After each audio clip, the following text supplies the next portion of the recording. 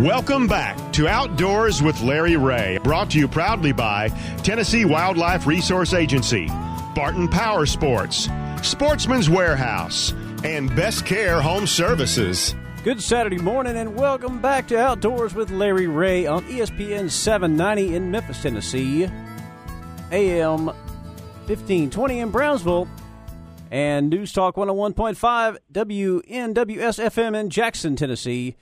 And here's the host with the most, Larry Ray. Oh, that was cool, man. All right, all you listeners out there. He didn't even introduce himself. Listen to that. That's awesome. Tone that down. The applause. Yeah, Thank he you didn't very even much. want anybody to know who he was. John Gordon from Avery. Thank you for that. You did really good. We may tape that and use that occasionally when I don't have a voice.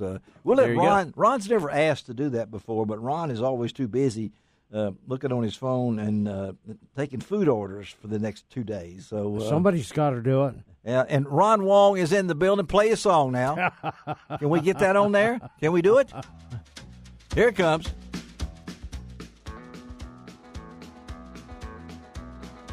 On the road again. There he Yeah. is. Here he comes. All Back right. home for a day or two. Back home for a day or two. But I got to tell you, Larry, had a wonderful time at Paris, Tennessee for You did. the Great job. BASS Elite Tournament. And Yeah. go out to lroutdoors.com and check out some of the pictures that we were able to get and post out on from the tournament. And did you actually get to meet our next guest? Why don't you introduce our next guest, Ron? Absolutely Why don't you? did. You ever heard of him? Okay. All right. Hey, he is a wonderful fellow from Gainesville, Florida. FLA. FLA. Yes.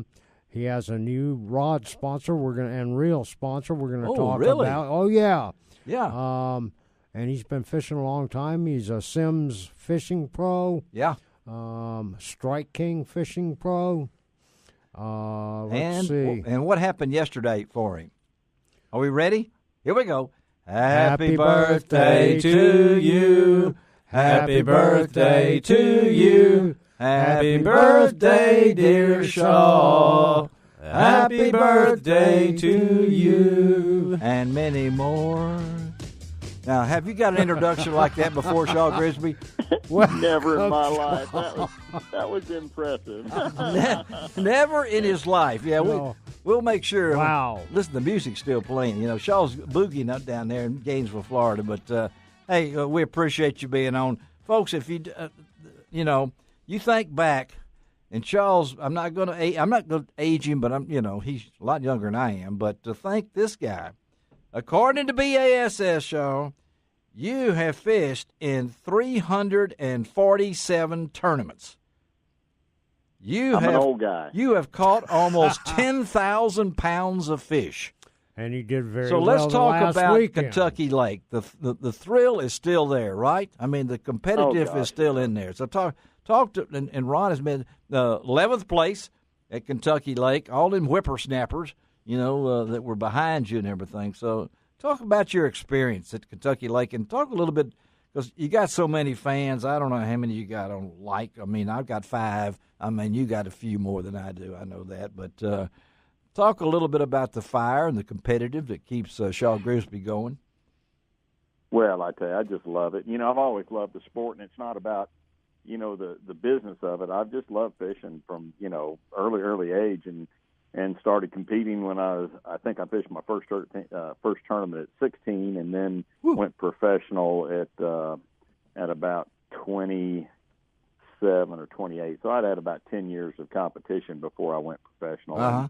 And have been out there since, So one of the old guys, but you know what? It never gets old. The greatest thing about fishing is that you can really enjoy it. Like I love taking my grandkids now. I take my grandkids, and you can enjoy that when you're 2, 3 years old catching a fish, and you can enjoy it when you're 92, 93 years old. So it's just a great sport, and you can take it to whatever level you like. So I just find it fascinating and challenging. Every day I hit the water, it's a challenge to try to figure them out. And I was fortunate to figure them out at Kentucky Lake. And, after 2 days, I was sitting in third place. Yes. So that was good. But I was kind of running out of bullets. I was found a bunch fishing in the backs of creeks and coves. Yeah. And then they just kind of disappeared. I think the water levels had come down. It was falling every day too, wasn't it, Shaw? Every day. Yeah. Yeah, and then it got farther away from the moon, and so a lot of those that were there maybe spawning or whatever just kind of backed out.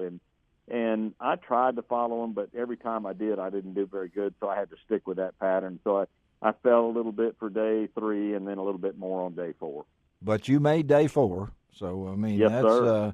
When you look at it. And, Ron, you were there. You knew that the water conditions were maybe not the best. The moon wasn't the best and things along that line. But talk about, Shaw, 11th.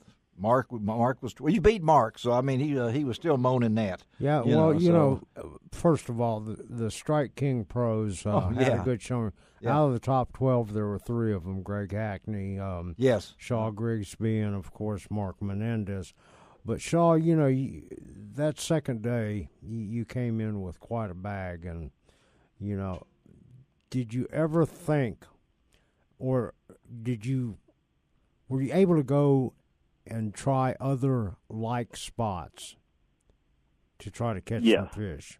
So you moved. You moved then. I kept moving around and trying places that I hadn't even practiced, and really. And I said, this is the right stuff, and I'd pull in and fish, and it just was gotten so tough by the end of the tournament. And a lot of that stuff was beaten up pretty well too. Yeah, because we had a big classic going out of the dam. Yeah, and that's right. I had some 100 and something boats in that or whatever, and another one going out of Danville or something, and another one going out of something else. So yeah. It was tough. It just had a lot of help out there. Now tell our listeners, Shaw, how did you catch your fish? What were you using?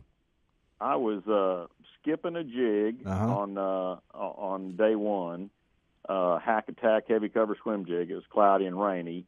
When they quit hitting that, so days like 2 and 3 and even 4, I mainly stayed with that new worm. It's a Rage Cut R worm. Yeah. And it's the Magnum one. So they just coming out with this thing. It's incredible. It's a perfect size to catch big ones.